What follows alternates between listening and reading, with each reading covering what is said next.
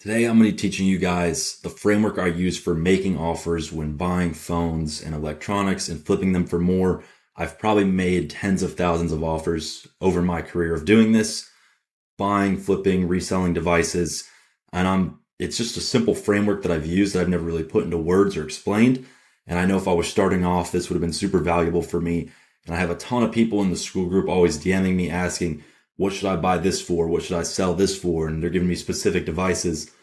First of all, as in terms of what you should sell devices for, what you need to do is just have a system in place to know what they go for. So it can be as simple as just looking at a direct buyer price sheet, reading the sheet. Oh, 16 Pro Max, it's going for $650, carrier locked. Well, I'll buy it for $550 because I can make $100 on it, and that would be worth it to me at that price point. That easy. Or in this instance, I'm going to be using eBay. You can see on the far right, I do have a column for profit after fees, which I'm assuming on average is just 10%. Of course, it varies a little bit. If you have the basic store plan on eBay, it's going to come out to roughly 10% fees on average per device. That's why I do that, just for a way to keep it simple. Again, there will be slight variation, but generally speaking, that's what it will be. And if you don't sell on eBay, that's fine. Just bump that 10% over to the offers category. And again, this is not exact numbers. It's just a way to understand the framework, the ranges I think of just mentally. And this will become second nature to you as it has to me. Don't think too specific on this, but just understand the basic concepts, which I will quickly go over here. But as the item goes up in value, in terms of just what it's selling for, you should be making a wider profit margin on it because you're investing more cash into it. Also, just because you can. The more expensive an item is, the cheaper people are willing to let them go. And I don't mean cheaper literally, I mean cheaper in comparison to items that are going for less. So your $50 item, since it's only going for $50, well, the most you could possibly make on it is $50. And that's with assuming no fees, no shipping costs, nothing. If it's only selling for $50, then the most you could possibly make is $50. And that's assuming you get it for free, no fees, everything like that. So it's just kind of common sense that the more an item's selling for, the more room there is for you to make a cut on it. And your offers should do that. Not to mention that places like EcoATM, GameStop, the higher up these items go, they're severely undercutting it. And it's probably because they just fundamentally understand these same principles. And I think they actually lose money. This is just my hypothesis. I could be wrong. But I'm almost certain that they lose money on some of the older devices they buy. And then in terms of the newer stuff, I think they just absolutely rake, and that's what makes up for it so much. So in this instance, you don't want to be losing money anywhere down the pipeline, but just understand, get what you can get at each range. And this is kind of how I think about those. So again, this is assuming you're selling on eBay, taking a 10% fee. If you're not, you can just do the math a little bit differently. But if an item's selling for $50, usually I would only offer $5 to $10, probably around $5. And not many people are going to accept a $5 offer just for the premise of the work they would have to do to get $5, which would mean getting in their car, driving. They'd probably almost lose money on just the gas alone, depending on where they're coming from. Not to mention the time spent just to collect $5. Now, I will say where this does come into play, where you would offer or make an offer on an item going for in that $50 to $75 range. Most of the time, if people are reaching out to you, yes, you can give them an offer, but where I actually find this working for me is, let's say I'm buying an iPad from someone and it's worth $200. I'm paying $100 for it. They've agreed to that deal. And then let's say they tell me, yeah, I've got this Apple Watch Series 4 as well. Okay, cool. Yeah, I can buy that. How about you just bring it with you when we meet up? I'll take a look at it and let you know what I can do. If I had just quoted them $5 over text, people act way different over text, way more stern. They would have just probably said no or just kept it or said okay and then not even brought it anyways.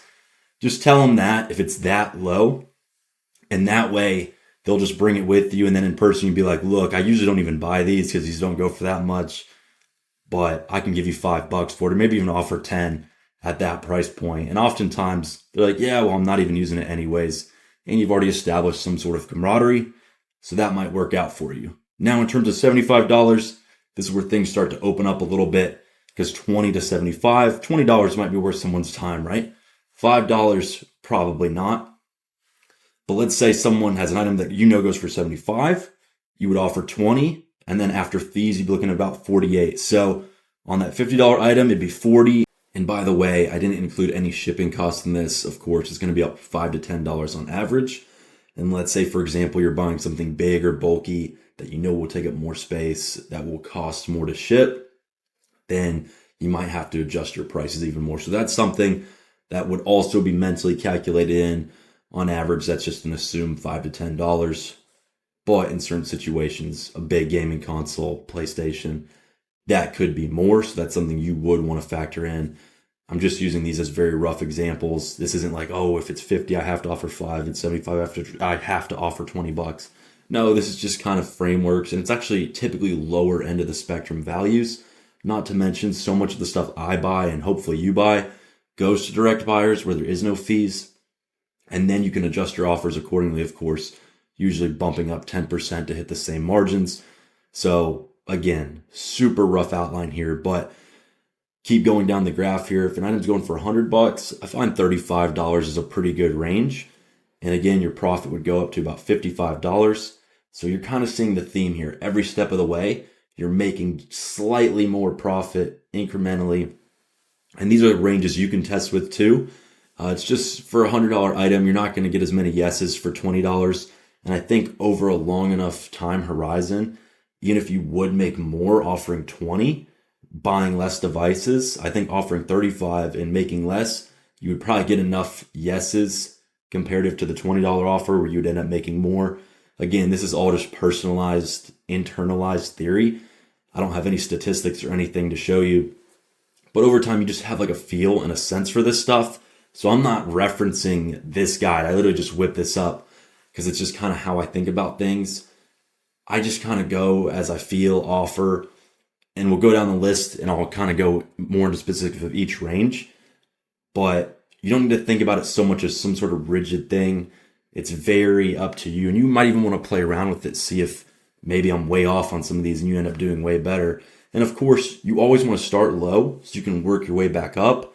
At the bottom, you don't really have that much room to work your way up. Well, at the top on this, you don't. But I'm saying at the bottom in terms of lowest value of the item, there's really only so much margin, so much wiggle room. But at the bottom of this stock, but the top of the prices, that's where you can really make your most money. So moving on to 150, I like to offer around 70 there. 60, 70 is a really good range. And after the 10% fees, you come out with $65. Then you have the $200 price point. I think $100 is a perfect amount to offer there. After fees, that'd be about 80. 250, I think 140 is pretty good. You come out with 85. You could even go a little bit lower on that one. 300, I think 180 to 200 is really good. If it's going on eBay, I'd probably shoot for 170, 180. Again, direct buyer, I'd probably just try and make $100 there. So 200 to 300. 400, I'd shoot around 250, make $110. 500, 320, get to 130. 600, I'd probably offer 400 and it would make about 140 right there. And as you can see, it just keeps going, keeps going, keeps going, keeps going. I'll skip ahead to 1,000. I think 700 is really good if you're going on eBay. Honestly, you could probably get away with less. I think when in doubt, just offer a little bit less, and then you can always negotiate your way back in, make up some sort of excuse as to why you offered so low, and then get yourself back in. If people get pissed off at your first offer, chances are they've gotten offers from other places. They've reached out to other businesses. Most places are just offering crap across the board for everything, especially on more expensive items. So it's not going to be that hard to differentiate yourself with a better offer while still making, as you can see, with that $700 offer, you would make $200 profit after fees. And that's why building up your bankroll is also so important in this business, so that you can buy some of these more expensive items. A lot of the guys that message me in the group, they only have starting budget of like $300 or $400, which is fine. Everyone starts somewhere. My first flip, I turned $60 into $90.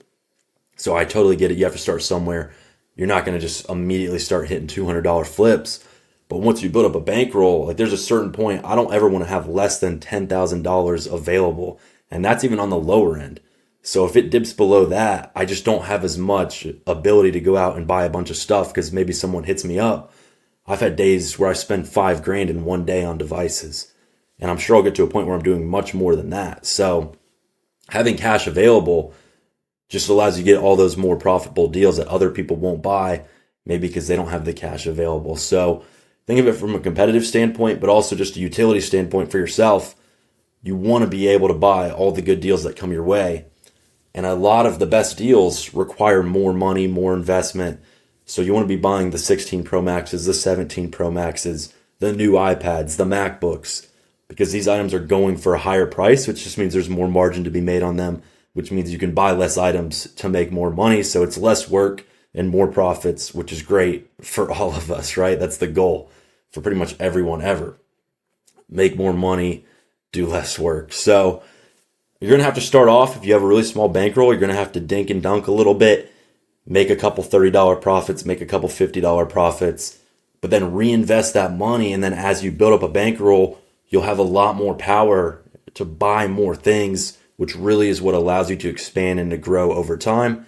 And then you get to a certain point where cash isn't a concern. And that's when you really start to see consistent improvement in your business. So make sure, one, to do that.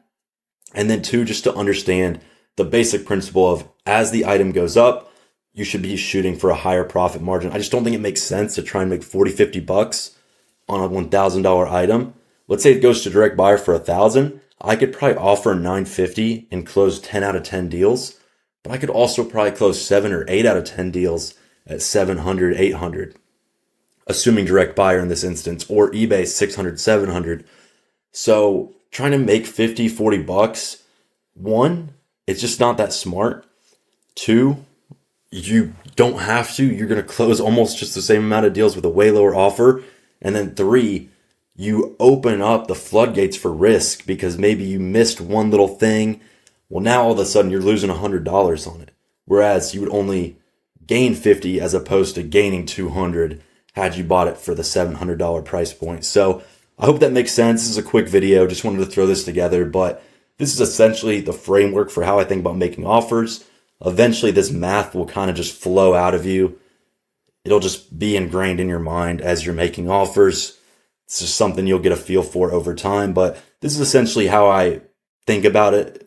And I wanted to put it into like a rough, tangible thing for you guys to understand. But basically, yeah, that's it. If you guys want more tips, I do have a free course on the channel as well as in the group. You can send me messages in the group. If you're struggling with anything in terms of phone flipping, electronics flipping, selling on eBay, I've probably been there, done it, got burned. So make sure to join the group, DM me. I'll be happy to help you guys, and I hope this video was helpful for you.